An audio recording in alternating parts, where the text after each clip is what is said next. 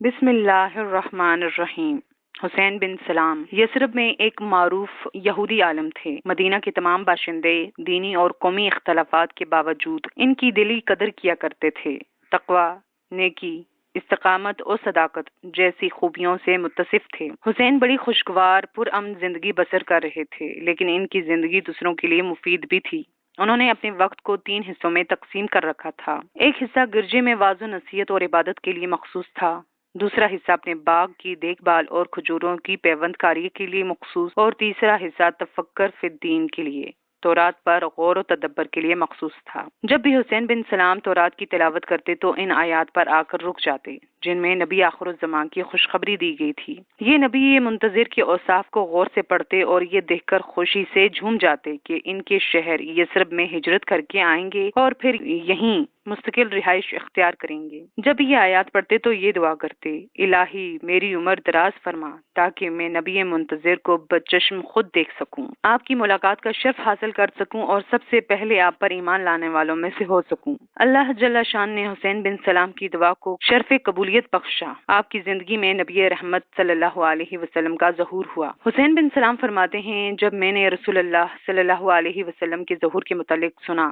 تو میں نے آپ کے نام، حسب و نسب، صفات، ظہور پذیر ہونے کی جگہ اور وقت کا بغور جائزہ لیا تو میں نے آپ کو بالکل اس کے مطابق پایا جو تورات میں لکھا ہوا تھا۔ میں فوری آپ کی نبوت پر یقین لے آیا اور آپ کی دعوت کی صداقت پر دل و جان سے ایمان لے آیا، لیکن میں اپنی اس کیفیت کو یہودیوں سے چھپائے رکھا اور اس موضوع پر بات کرنے سے اپنی زبان کو اس وقت تک روکے رکھا یہاں تک کہ رسول اللہ صلی اللہ علیہ وسلم مکہ سے سوئے مدینہ ہجرت کے ارادے سے روانہ ہو گئے۔ جب آپ یثرب پہنچے، وادی قبا میں جلوہ افروز ہوئے تو ایک شخص آپ کی تشریف آوری کی اطلاع دیتے ہوئے لوگوں میں منادی کرتا ہوا ہمارے پاس آیا۔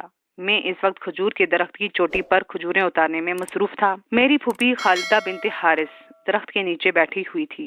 جب میں نے یہ منادی سنی تو درخت پر بیٹھا ہی بلند آواز میں نعرہ زن ہوا، اللہ اکبر اللہ اکبر۔ میری پھوپھی نے جب یہ نعرہ سنا تو بولی، خدا تجھے غارت کرے، بخدا اگر تو موسیٰ بن عمران علیہ السلام کی آمد کے متعلق سنتا تو اس سے زیادہ خوشی کا اظہار نہ کرتا۔ میں نے کہا، پھوپھی جان، خدا کی قسم یہ موسیٰ بن عمران علیہ السلام کے بھائی ہیں اور انہی کے دین پر گامزن ہیں اور وہی شریعت دے کر بھیجے گئے ہیں جو حضرت موسیٰ علیہ السلام کو دی گئی تھی۔ وہ یہ بات سن کر خاموش ہو گئیں اور پھر بولیں، کیا یہ وہی نبی ہیں جن کے بارے میں تم ہمیں بتایا کرتے تھے کہ وہ پہلے انبیاء کی تصدیق کرنے والا ہوگا اور اپنے رب کے پیغامات کو مکمل طور پر پہنچانے والا ہوگا؟ میں نے کہا، ہاں۔ وہ کہنے لگی، پھر تو ٹھیک ہے۔ میں اسی وقت رسول خدا صلی اللہ علیہ وسلم کی خدمت میں پہنچا۔ آپ کے دروازے پر لوگوں کا ہجوم تھا۔ میں لوگوں کو ہٹاتا ہوا آگے بڑھا یہاں تک کہ آپ کے قریب پہنچا۔ سب سے پہلے میں نے آپ کی زبان مبارک سے بات سنی، لوگوں سلام پھیرو۔ رات کے وقت جب لوگ سوئے ہوئے تھے تو وہ نماز پڑھ رہے تھے، اس وقت تم جنت میں سلامتی و دامن کے ساتھ داخل ہو سکے۔ میں آپ کے چہرے انور کو بڑے غور سے ٹکٹکی لگائے دیکھنے لگا۔ مجھے یقین ہو گیا کہ پرنور چہرہ کسی جھوٹے شخص کا نہیں ہو سکتا۔ پھر میں آپ کے اور قریب ہوا اور میں نے پکارا، لا الہ الا اللہ محمد رسول اللہ، اللہ کے سوا کوئی معبود حقیقی نہیں اور محمد صلی اللہ علیہ وسلم اللہ کے رسول ہیں۔ کلمہ سن کر آپ میری طرف متوجہ ہوئے اور مجھ سے دریافت فرمایا، آپ کا نام کیا ہے؟ میں نے عرض کی، حسین بن سلام۔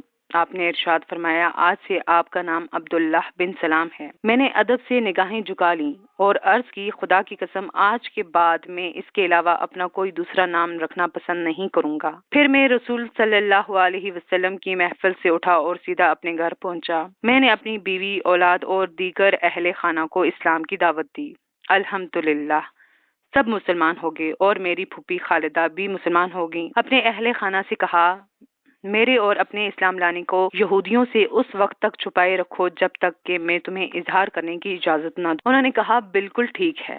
پھر میں رسول صلی اللہ علیہ وسلم کی خدمت میں پہنچا اور عرض کی، یا رسول اللہ صلی اللہ علیہ وسلم، یہودی بہت بڑی افتراء پرداز اور جھوٹی قوم ہے۔ میری رائے ہے کہ پہلے آپ ان کے سرداروں کے سامنے دعوت پیش کریں، مجھے اپنے کسی حجرے میں چھپا لیں اور ان سے میرے متعلق دریافت فرمائیں کہ میرا ان کے دلوں میں کیا مرتبہ ہے۔ میرے اسلام قبول کرنے کا ابھی انہیں نہ بتائیے گا۔ اگر پہلے انہیں بتا دیا کہ میں مسلمان ہو گیا ہوں تو یہ مجھ پر بہتان تراشی کی انتہا کر دیں گے۔ رسول صلی اللہ علیہ وسلم نے مجھے ایک حجرے میں چھپا دیا۔ پھر یہودی سرداروں کو اپنے پاس بلایا اور انہیں اسلام قبول کرنے کی ترغیب دینے لگے اور ایمان کی محبت ان کی دلوں میں ڈالنے لگے اور اپنے بارے میں تورات کے حوالے سے یاد دہانی کرانے لگے۔ وہ آپ سے جھگڑنے لگے اور اسلام کو باطل مذہب ثابت کرنے کے لیے ایڑی چوٹی کا زور لگا دیا۔ میں حجرے میں بیٹھا ان کی باتیں سن رہا تھا۔ جب آپ ان کی طرف سے مایوس ہو گئے تو آپ نے ان سے دریافت فرمایا، حسین بن سلام کے متعلق تمہارا کیا خیال ہے؟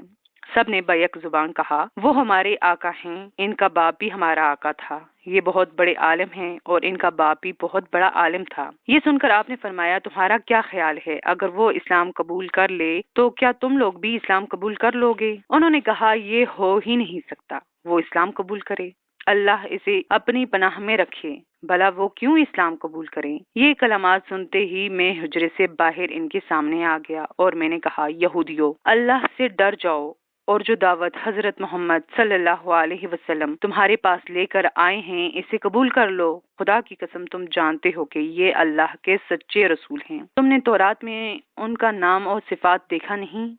سن لو، میں گواہی دیتا ہوں کہ یہ اللہ کے رسول ہیں۔ میں ان پر ایمان لاتا ہوں، ان کی تصدیق کرتا ہوں اور انہیں خوب اچھی طرح سے پہچانتا ہوں۔ میری یہ باتیں سن کر سب نے بیک زبان کہا، تو جھوٹ بولتا ہے، خدا کی قسم تو شریر ہے، تیرا باپ بھی شریر تھا، تو فریبی ہے، تیرا باپ بھی فریبی تھا، تو بھی جاہل اور تیرا باپ بھی پرلے درجے کا جاہل تھا۔ کوئی عیب نہ چھوڑا جو انہوں نے مجھ پر نہ نکالا۔